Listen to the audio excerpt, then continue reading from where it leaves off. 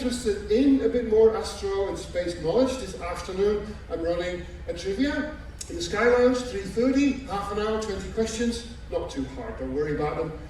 Informal, just a bit of fun, and I'm told there are prizes, but I have no idea what they are. Anyway, so please do feel to come along and see how much you know about space. And it's not just all the boring academic stuff, it's some pop culture and things like that as well. Right, now today the plan is in the next 45 minutes to take you to the edge of the universe. Really, starting with a quote from The Hitchhiker's Guide to the Galaxy from Douglas Adams. He said space is big, really big. You just won't believe how vastly, hugely, mind-bogglingly big it is. I mean, you may think it's a long way down the road to the chemist, but that's just peanuts to space. Let's rephrase that, paraphrase that a little bit, because we're on a cruise here in Southeast Asia. You might think it's a long way from home to get to Southeast Asia. Don't worry, we'll take you to space, which is a lot further. And you'll see how much further. 26 steps, we're getting to the edge of the universe. How are we going to do that? Well, I'm going to show you pictures. Oh, not this one yet, I'll show you in a moment. First of all, I'll show you what our destination is going to be. This is the destination. Now you might wonder what this is. This is what you see. Let's take a step back. We have one of the most fantastic space observatories out there in the universe called the James Webb Space Telescope. It was launched a couple of years ago on Christmas Day. It's been sitting a few million miles from Earth and it's taking pictures at infrared radiation, which is heat radiation that you feel from a radiator, for instance.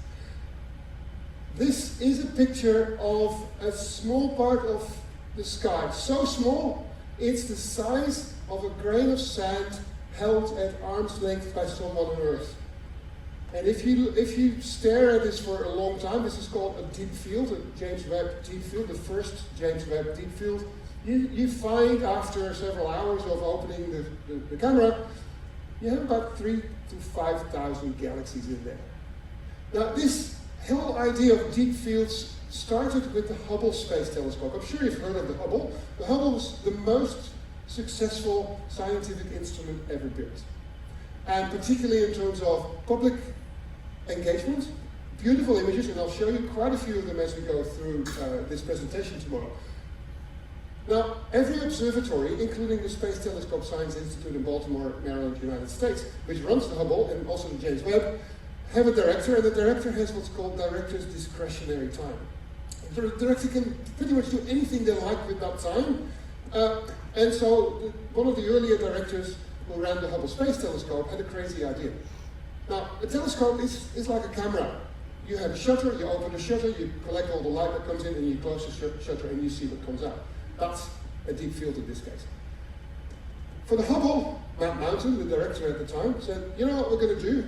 We're going to open the camera, and we leave it there, pretty much, for a week. And then we close the shutter and see what comes out. And people said, that's absolutely crazy, because we're pointing it at a blank bit of the sky, we don't know anything there, except maybe a very small, tiny little white dwarf star. But after a week, what came out was a picture like this, pretty much like this actually. This is not quite a week, this is 23 days of opening the shutter of the camera and then you close it with the Hubble Space Telescope. People were blown away. It actually generated a massive amount of research because suddenly we had access to astronomy, bits of astronomy, that we had never seen or heard of before. And so when the Hubble is still active, more than 30 years now, the James Webb has been active for 4 or 5 years, maybe 6 by now, they decided to do the same thing, open the shutter and see what comes out, and that was that picture. That's the end of our journey today.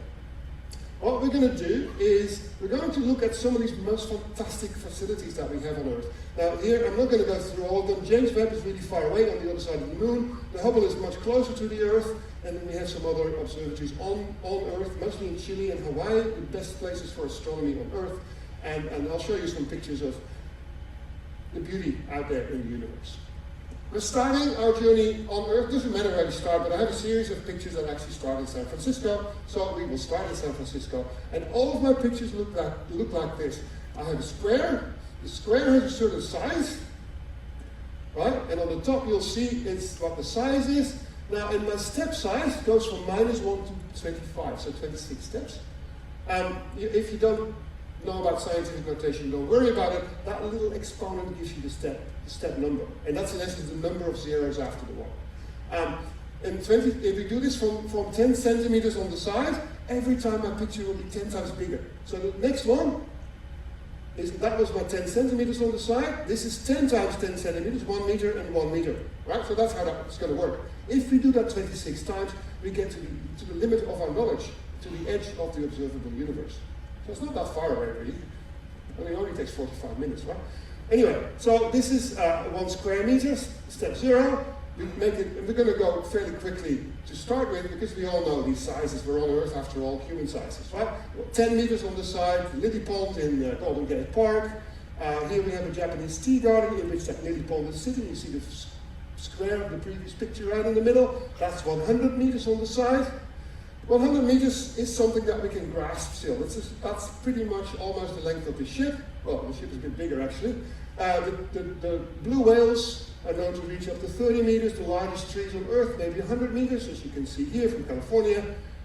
Or if you went out to town yesterday, that's the size that we're familiar with, right? The Petronas Twin Towers, they're about 450 meters tall. So these are the sizes that we can handle as humans. 10 times bigger, Golden Gate Park in San Francisco here, 1 kilometer on the side. That was our previous picture in the middle. And that is the size of central or downtown Kuala Lumpur. When I give my talks in Sydney, it's downtown Sydney, of course. But so that's the downtown area of a city. We're familiar with that. We can walk it in a couple of minutes, and so that's all quite good. 10 times bigger still. This is the downtown area. 10 kilometers on the side. 100 kilometers on the side, we see the San Francisco Bay Area in this particular case, and 10 times bigger still, 1,000 kilometers, and we see here the state of California in the US, or in the context of our cruise, that's pretty much what we have been sailing. From Singapore down at the start, all the way up to Phuket, and actually we've just passed Singapore again. So that's about 2,000 kilometers.